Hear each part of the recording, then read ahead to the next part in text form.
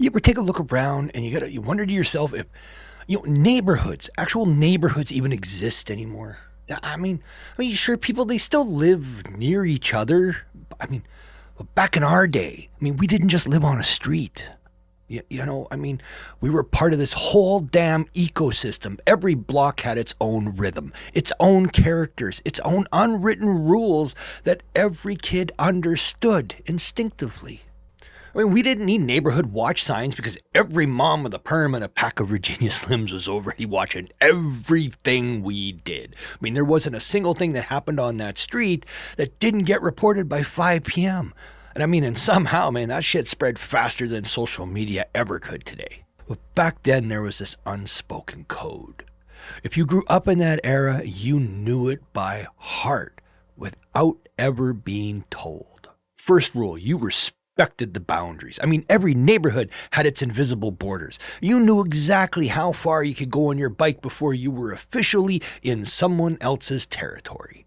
And crossing that line meant one of two things. I mean, either you were about to get your ass handed to you by a pack of kids riding around on maybe their matching BMX bikes, or you stumbled into a new friendship that would be forged over that found Playboy, and a pack of stolen cigarettes or something.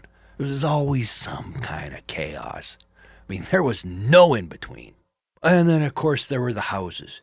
You know the ones I'm talking about. Every neighborhood had its cast of legends.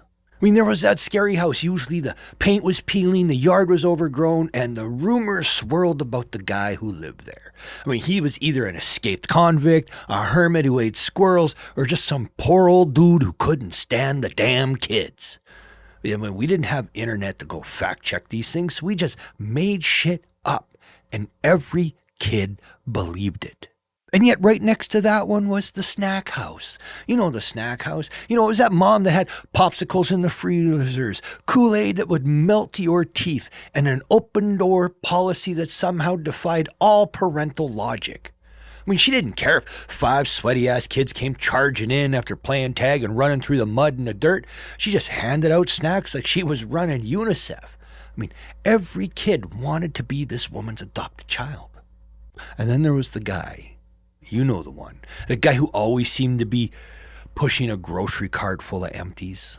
I mean, nobody really knew where he lived, but somehow he was always there. I mean, he was part of this scenery, like that local NPC before games invented them. I mean, half the time he'd tell you stories that didn't make sense, and the other half you would just nod politely to him and move on. And then, of course, there was always that one house where something smelled weird. You know the one. Every neighborhood had one. Nobody ever knew what it was. Maybe it was cabbage. Maybe it was death. We rode faster and tried not to breathe too much as we went by. See, our neighborhoods, they definitely weren't perfect, but they were alive. They were these microcosms of chaos and laughter. An occasional bloodshed, yeah, but you'd hear that sound of the screen door slamming, bikes skidding on gravel, someone's mom yelling your name like it was a death sentence because the streetlights just came on. Streetlights, man. Them streetlights, that was our clock, our curfew. That alarm rolled all into one. There's no phones, no trackers, just that orange glow that meant, get your ass home! Because you'd be halfway across the block, sweating and panting, trying to make it in the door before mom or dad came looking for you. Because if they did, your ass was done. But no, we didn't have play dates. None of that crap. We just showed up. You went and knocked on someone's door and said, hey, is Jimmy home? And if he wasn't, you went down the line until someone was. There was no schedules, no parental negotiations, no group texts. It's just that raw, unfiltered, wild neighborhood chaos.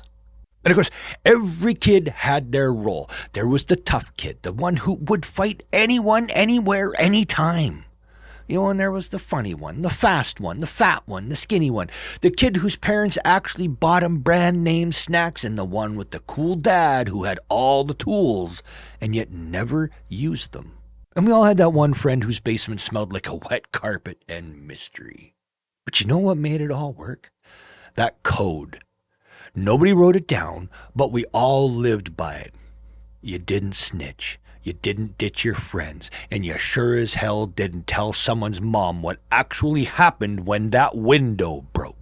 If you got into trouble, you took it like a champ. Everyone knew what would happen if an adult called your house. Your parents didn't ask for your side of the story. They would just grab a belt and start swinging. Justice was swift and unappealable. But here's the thing. It did make us tougher. It made us resourceful. We learned to solve our own problems before adults even found out we had them. We built alliances. We negotiated peace treaties with other neighborhood kids, and we even pulled off the Black Ops mission to retrieve our lost frisbees and baseballs from some angry guy in his dog's backyard.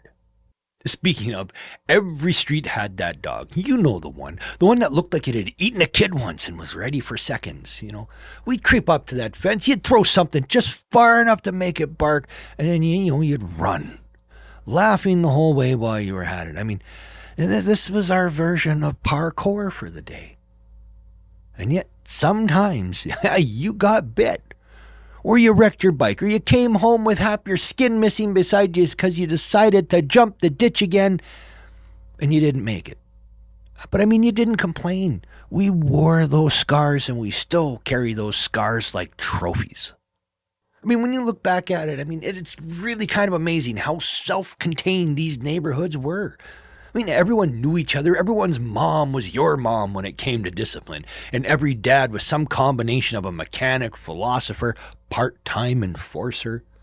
We had the cookouts and the block parties, fireworks that'd probably blow your finger off, and slip and slides laid out on concrete.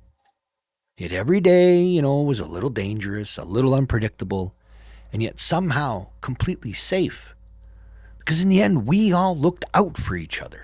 We didn't need the doorbell cameras or the apps to warn us of suspicious activity. You had Mrs. Patterson down the street in her housecoat with a cup of coffee and the binoculars spying on the whole neighborhood. She was better than any security system invented. And you know what's wild, though? We didn't realize it at the time, but we were free. Truly free. The world wasn't babysitting us. We figured things out on our own. When things broke, we fixed it. If we fought, we worked it out. Or didn't, but we still showed up to play the next day. And that is what I mean about the unspoken code. It wasn't just about the neighborhood. It was about honor and some loyalty.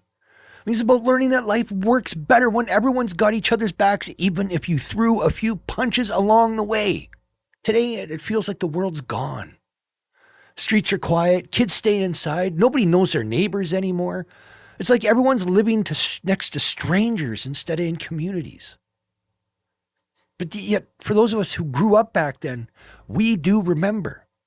We remember the smell of the freshly cut grass mixed with gasoline and summer sweat. We remember the sound of baseball cards in bike spokes. We remember the taste of the water in the hose, the sting of the skinned knee, the feel of being wild and unbreakable. We remember the code. And maybe that's why we see the world now. People glued to their screens, neighborhoods turned into silent driveways, and we shake our heads because we know what it used to be. Was it perfect? Hell, half the time it was just straight chaos.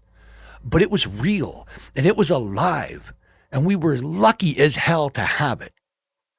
Because back then, your neighborhood wasn't just where you lived.